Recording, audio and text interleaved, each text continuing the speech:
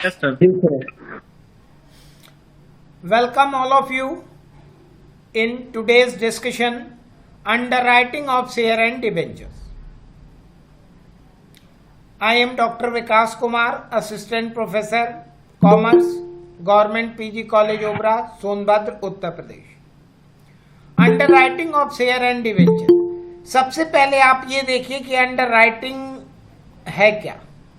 देखिए, जब भी कोई कंपनी शेयर इशू करती, कंपनी का शेयर इशू, आपको मालूम है कि कंपनी अपना शेयर इशू पब्लिक को ही करती है कैश के लिए, और इसके अलावा प्रमोटर्स को भी इशू करती, वेंडर्स को भी इशू करती.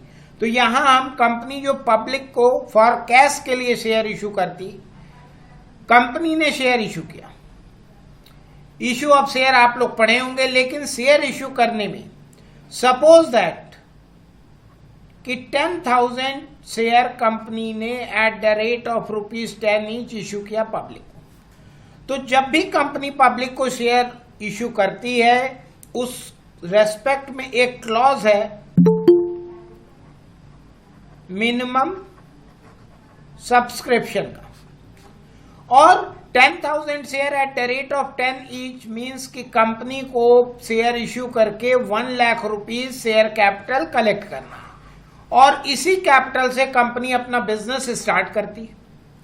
लेकिन कंपनी को मालूम नहीं है कि हम शेयर इशू कर रहे हैं तो ये सेल होगा, पब्लिक परचेज करेगी या नहीं करेगी. अगर मिनिमम सब्सक्रिप्शन से कम पब्लिक सब्सक्राइब करती है तो कंपनी शेयर अलॉटमेंट नहीं कर सकती, क्योंकि कंपनी को शेयर अलॉटमेंट करने के लिए minimum subscription means public minimum अगर सब्सक्राइब करेगी तो ही शेयर अलॉटमेंट होगा, अदरवाइज नहीं होगा. अब इशू ऑफ सिक्योरिटी जब भी कंपनी पब्लिक को करती है तो अंडरराइटर एक ऐसा पर्सन होता जो कंपनी के संग एग्रीमेंट करता, कंपनी से प्रॉमिस करता कि हम आपको गारंटी दे रहे हैं कि अगर हम आपका शेयर पब्लिक से सब्सक्राइब कराएंगे, या ये समझ लीजिए कि अंडरराइटिंग एग्रीमेंट में अंडरराइटर कंपनी को ये गारंटी देता कि हम आपका सारा शेयर बिकवा देंगे, और अगर नहीं बिकवा पाए तो हम खुद ले लेंगे. क्लियर है? अंडरराइटर वो पर्सन होता, और इस एग्रीमेंट को अंडरराइटिंग एग्रीमेंट बोलते, और इस एग्रीमेंट के लिए कंपनी अंडरराइटर को कमीशन देती, उसी को अंडरराइटिंग कमीशन कहा जाता है. क्लियर? और इशू ऑफ सिक्योरिटीज में शेयर डिबेंचर दोनों आते हैं. ये कॉन्सेप्ट क्लियर है अंडरराइटिंग का? Yes sir. अब आगे आइए, एन एग्रीमेंट. अब आपको पता चल गया कि अंडरराइटिंग एक एग्रीमेंट होता है. अब प्रीवियस क्लास में आपने कॉन्ट्रैक्ट एक्ट में पढ़ा होगा कि व्हाट इज एग्रीमेंट. एग्रीमेंट में क्या क्या चीजें होती हैं. प्रपोजल होता, एक्सेप्टेंस होता, फिर प्रॉमिस बनता, कंसीडरेशन लॉफुल होना चाहिए, ऑब्जेक्ट लॉफुल होना चाहिए. तो वो सारी चीजें यहां भी आपको देखनी है. और ये जो अंडरराइटिंग एग्रीमेंट है कंडीशनल भी हो सकता, और कंसीडरेशन की बात यहां आती है कि अंडरराइटर को जो कमीशन मिलेगा वो कैश में भी हो सकता, और अदर देन कैश शेयर में भी हो सकता, काइंड में भी हो सकता. ये चीज आपको ध्यान रखनी है at the time of new issue of capital. और जब भी कंपनी अपना शेयर इशू करती तो वो अंडरराइटिंग एग्रीमेंट करती है, ताकि मिनिमम सब्सक्रिप्शन उसे मिले और वो अलॉटमेंट प्रोसीजर कर पाए. Protect certain risk.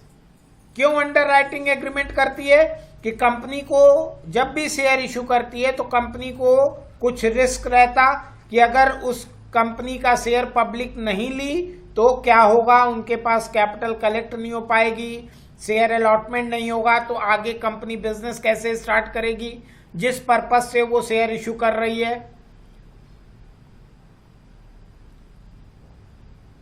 Next, underwriting क्या इंश्योर करता कि success of the propose issue of share it provides and insurance against the risk.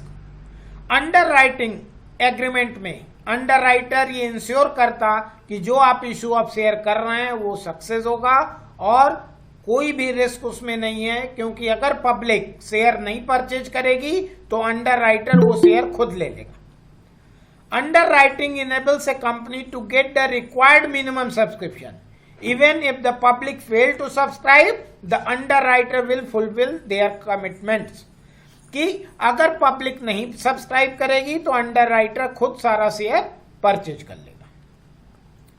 अब अंडर राइटर और ब्रोकर में क्या डिफरेंस है? ब्रोकर मींस कि वो केवल वादा करता कि वो सेल करा देगा, सेल करा पाए या न करा पाए, नहीं करा पाएगा तो कोई दिक्कत नहीं। लेकिन अंडर राइटर क्या होता कि अंडर राइटर ये कहता कि हम आपका शेयर सेल कराएंगे, अगर नहीं सेल हुआ तो हम खुद ले लेंगे।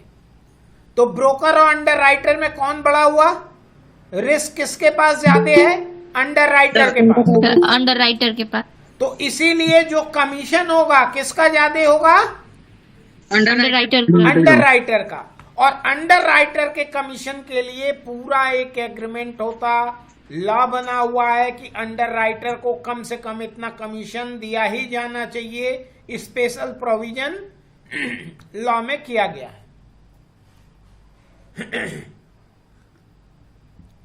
सॉरी।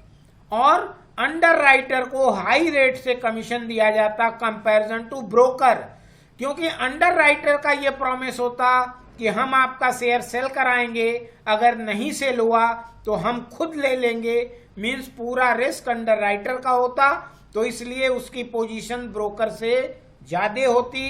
अंडर राइटर के कमीशन के लिए लॉ बना हुआ है और अंडर राइटर्स को ज्यादा रेट से कंपैरिजन टू ब्रोकर कमीशन दिया जाता। Under writing commission in the case of share, कि अगर अंडर राइटिंग एग्रीमेंट शेयर के सेल के लिए हुआ है तो रेट गिवन इन आर्टिकल, आप कंपनी लॉ पढ़े होंगे तो उसमें आर्टिकल ऑफ एसोसिएशन होगा।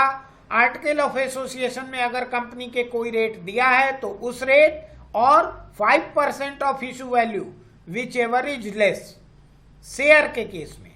लेकिन in the case of debenture rate given in article और 2.5% of issue value which ever is less, ये चीज आपको ध्यान रखनी है। लेकिन 2014 में कंपनीज अमेंडमेंट में ये बात कही गई कि if any company has paid up capital 10 crore और more than 10 crore, company paid more than 1% commission to underwriting pass special resolution, कि अगर किसी कंपनी का पेड अप कैपिटल 10 करोड़ या उससे ज्यादा है तो उसको अंडर राइटिंग कमीशन 1% से ज्यादा देने के लिए अपने मेंबर्स में स्पेशल रिजोल्यूशन पास करना पड़ेगा। और ये सारी चीजें, स्पेशल रिजोल्यूशन क्या है, मेंबर्स क्या है, ये आप कंपनी लॉ में पढ़े होंगे सारे लोग, डिटेल वहां देखिएगा। अब under writing share and debentures में कुछ टर्मिनोलॉजी है जो आपको समझनी है, और इसी टर्मिनोलॉजी से रिलेटेड आपको क्वेश्चंस आएंगे। Full underwriting, partial underwriting, joint syndicate underwriting, sub underwriting, firm underwriting, liability of underwriters राइटर्स कैसे कैलकुलेट करेंगे, मार्क्ड एप्लीकेशन, अनमार्क्ड एप्लीकेशन। तो 1 बाय 1 हम लोग सारी टर्मिनोलॉजी अभी डिस्कशन करेंगे। सबसे पहले फुल अंडर राइटर, ये देखिए एग्रीमेंट कंपनी और अंडर राइटर के बीच में अंडर राइटिंग एग्रीमेंट होता कि कंपनी कोई भी अगर इश्यू ऑफ सिक्योरिटी कर रही है तो अंडर राइटर गारंटी लेता कि अगर पब्लिक ने सब्सक्राइब नहीं किया तो हम उसको ले लेंगे। और ये फुल अंडर राइटिंग का कॉन्सेप्ट है। फुल अंडर राइटिंग के केस में आप इस तरीके से समझिए कि इफ कंपनी ने 10,000 शेयर को इशू किया और पब्लिक ने 8,000 शेयर ही सब्सक्राइब किया, और ये अंडर राइटर 100%, यानी किसके लिए हुआ था, ये क्लॉज क्या है, full under writing means under writer जो है 100% इशू ऑफ सिक्योरिटी के लिए किया था और पब्लिक ने 8000 शेयर ही लिया, तो अंडर राइटर को कितना शेयर लेना पड़ेगा सेल्फ? 2000 शेयर। क्लियर है ये कॉन्सेप्ट? Yes sir. कि अंडर राइटर ने 100% शेयर सेल कराने का एग्रीमेंट किया था, लेकिन पब्लिक ने 8000 शेयर ही सब्सक्राइब किया, तो अंडर राइटर की लाइबिलिटी अंडर राइटर की कैसे निकलेगी? टोटल इशूड शेयर में से पब्लिक सब्सक्राइब्ड आप लेस कर देंगे तो अंडर राइटर्स की लाइबिलिटी निकलती। क्लियर है ये कॉन्सेप्ट? Yes sir. अब यहाँ एक कॉन्सेप्ट और देखिए कि 10,000 शेयर इशू हुआ था और पब्लिक ने सब्सक्राइब किया 18,000 शेयर, तो ये क्या क्लॉज हो गया? इशू ऑफ शेयर में आप पढ़ चुके होंगे, over subscription of shares. Over subscription हो गया, तो लाइबिलिटी कितनी होगी अंडर राइटर की?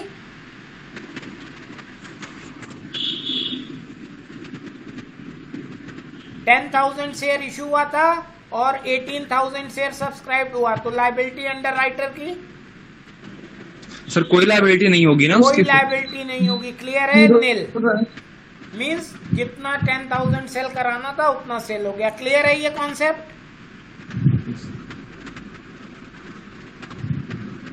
आगे चलें। Yes sir. अब फुल अंडर राइटिंग के बाद पार्शियल अंडर राइटिंग देखिए सर। ओवर सब्सक्रिप्शन में कमीशन भी हाई रेट पे मिलेगा ना अंडर राइटर को? नहीं, कमीशन अभी बताएंगे। वो कमीशन आप जितना बिकवाने का एग्रीमेंट किए उतने ही पे कमीशन मिलेगा।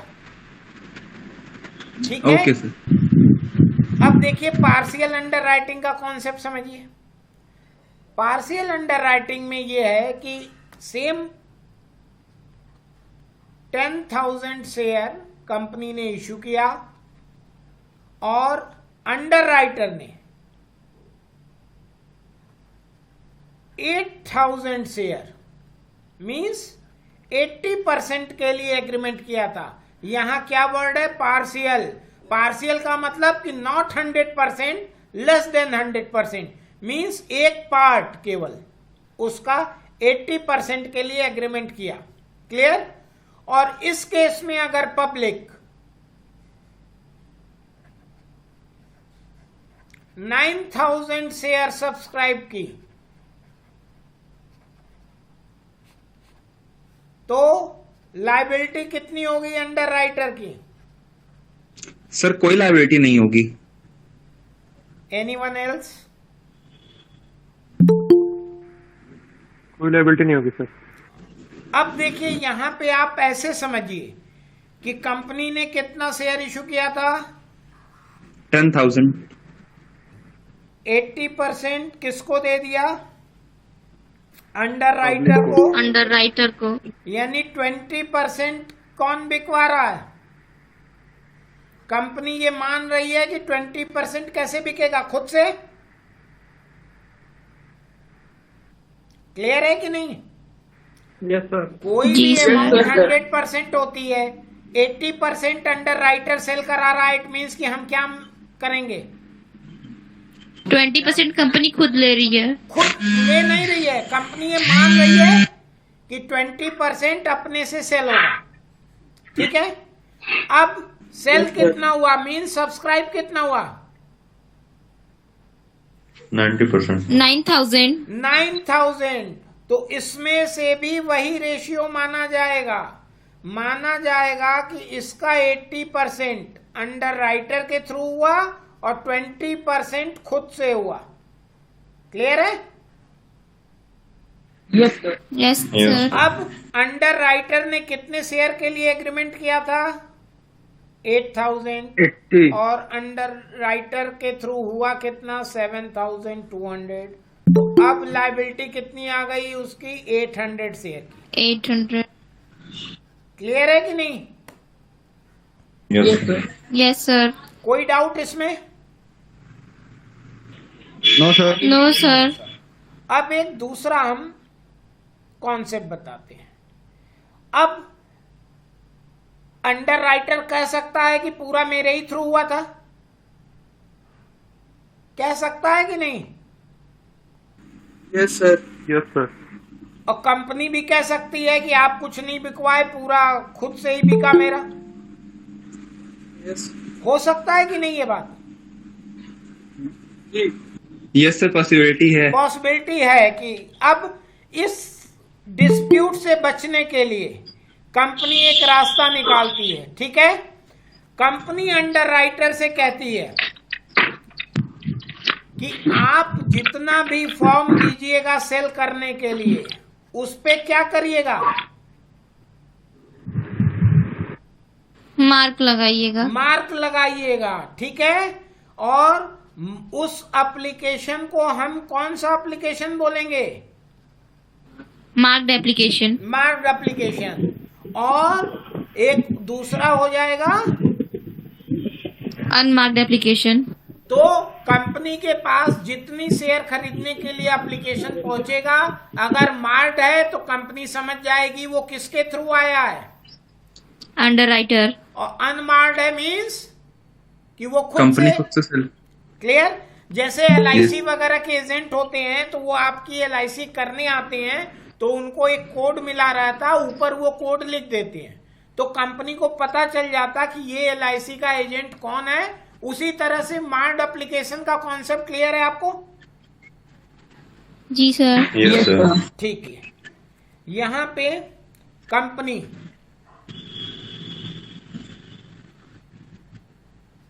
ने 10,000 शेयर इशू किया। क्लियर? अब अंडर राइटर ने 80% के लिए एग्रीमेंट किया और पब्लिक ने सब्सक्राइब किया 9,000 शेयर। ठीक है, और इस 9,000 शेयर में से मार्ड कितना है? 7,000। बताइए अंडर राइटर की लायबिलिटी कितनी है? Sir 2,000 sir. देखिए 10,000 का 80% है, तो सबसे पहले आप ग्रॉस लायबिलिटी निकालिए 8,000 और लेस। अगर मार्ड उसमें से दिया है तो केवल आप उसमें से मार्ड लेस कर देंगे। मीन्स कि लायबिलिटी कितनी होगी उनकी? 1,000। 1,000। क्लियर है कि नहीं? इसको ध्यान में नहीं देंगे। क्लियर? Yes sir. कोई डाउट इसमें? No sir. ठीक, अब इसी क्वेश्चन में आप ये देखिए, अगर मार्ड एप्लीकेशन 6,000 है तो लायबिलिटी कितनी होगी? 2,000। बोलिए। 2,000।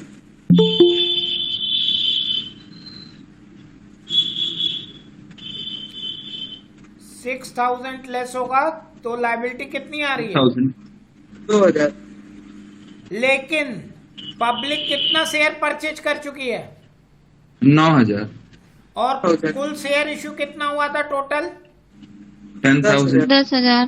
तो बैलेंस कितना बच रहा है? 1,000। इस लायबिलिटी को यहां कंपैरिजन करना होगा आपको, और इससे ज्यादा लायबिलिटी नहीं हो सकती। क्लियर?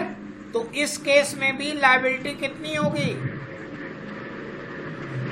10,000। 1,000 शेयर ही। 1,000। क्योंकि 9,000 शेयर पब्लिक ले ली और 2,000 अगर आप अंडर राइटर को देते हैं तो टोटल 9 + 2 कितना हो जाएगा? 11 हो जाएगा सर। 11। और कंपनी 10,000 शेयर इशू की है तो 10,000 ही अलॉट करेगी। क्लियर? उससे ज्यादा अलॉटमेंट नहीं कर सकती। क्लियर है? ये भी आपको चेक करना पड़ेगा। अभी फर्दर हम लोग इसको और देखेंगे, आगे चलें। Yes sir. अब joint underwriting, joint underwriting या सिंडिकेट अंडरराइटिंग तब होती है कि जब किसी भी पब्लिक सब्सक्रिप्शन को अंडरराइटिंग कई अंडरराइटर मिलके करते हैं।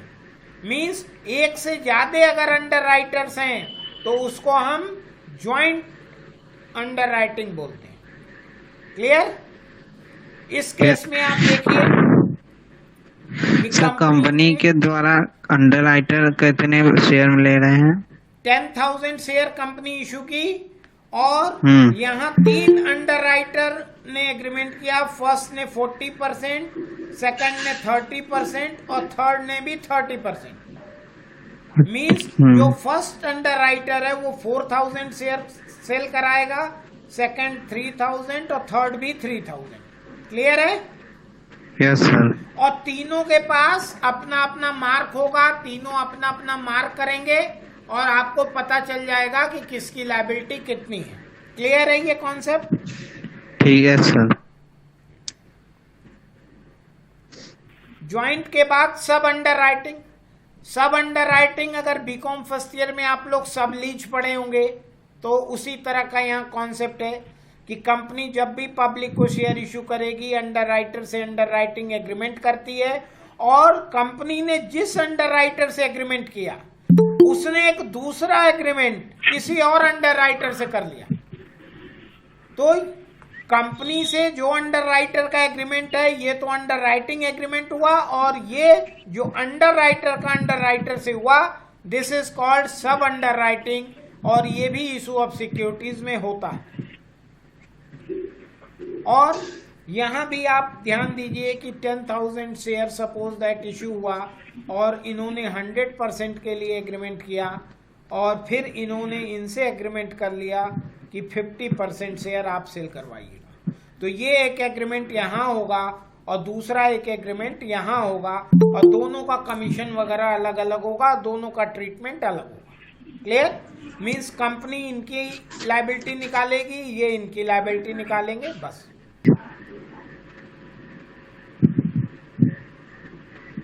ये देखिए ये पूरा प्रोसेस है। मींस आप अगर वापस चलें तो आप देखिए सब अंडरराइटिंग, कंपनी ने पब्लिक को शेयर इशू किया, एक अंडरराइटर से अंडरराइटिंग एग्रीमेंट किया, उस अंडरराइटर ने दूसरे अंडरराइटर से एग्रीमेंट कर लिया, और कंपनी ने इशू ऑफ सिक्योरिटी पब्लिक को की थी। पहले अंडरराइटर ने गारंटी कंपनी को दी थी, फिर दूसरे अंडरराइटर ने इशू ऑफ सिक्योरिटी के लिए गारंटी नेक्स्ट पर्सन से ले ली। यही सब अंडरराइटिंग। क्लियर है ये कॉन्सेप्ट? Yes sir. अब फर्म अंडरराइटिंग। फर्म अंडरराइटिंग क्या है कि कंपनी जब भी पब्लिक इशू करती है अंडरराइटिंग एग्रीमेंट करती है कि आप मेरा शेयर सेल करा दीजिएगा, लेकिन सिक्योरिटी सेल कराने के संग संग कभी कभी अंडरराइटर कंपनी से ये भी कहता कि हम आपका 10,000 शेयर तो सेल करा देंगे।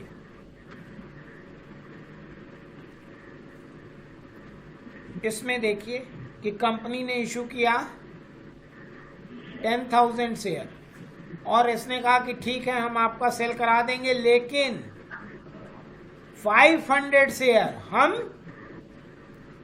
खुद लेंगे। क्लियर है? मींस शेयर जो सेल का एग्रीमेंट है उसके संग संग अगर सेल लेने का भी एग्रीमेंट होता है तो उसी को हम क्या बोलते हैं? Firm underwriting. और क्लियर है ये? Yes sir. अब इसके बाद marked and unmarked application. Marked application क्या होता है आपको बताया जा चुका है। In which the stamp of an underwriter assume that such application are received by the company through underwriter। मतलब जिस एप्लीकेशन पे किसी अंडरराइटर का स्टैंप लगा होगा हम मान लेंगे कि वो एप्लीकेशन उसके द्वारा आया। और unmarked application in which no stamp of an underwriter assume that such application received by the company direct from the public। तो वही मार्क एप्लीकेशन है। जिन जिन एप्लीकेशन पे मार्क लगा होगा वो मान लिया जाएगा कि अंडरराइटर के थ्रू है और अदरवाइज वो कंपनी के खुद है। व्हेन ओनली वन अंडरराइटर, जब एक ही अंडरराइटर है, no need of marked and unmarked application. When more than one underwriter the unmarked application divided among underwriter in the ratio of gross liability. इस चीज को बहुत ही आप ध्यान रखिएगा कि जब एक से ज्यादा अंडरराइटर हों और उस केस में अनमार्ड एप्लीकेशन आपके पास आ गया तो उस अनमार्ड एप्लीकेशन को डिवाइड कर देते हैं अंडरराइटर में, किस रेशियो में? Cross liability. Gross liability. इसका भी आगे हम लोग डिस्कशन करेंगे।